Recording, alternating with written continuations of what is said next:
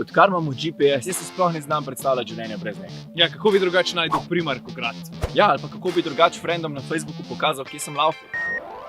Kam pa greš? Poklej na telefon!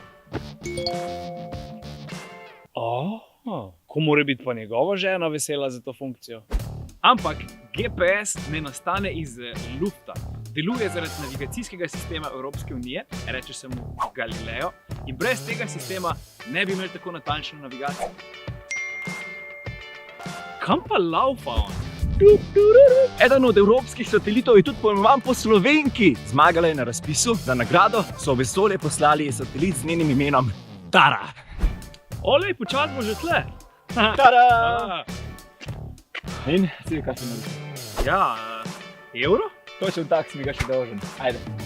To je še to. EU je zakon, zato tokrat grem bolj. Peče ti.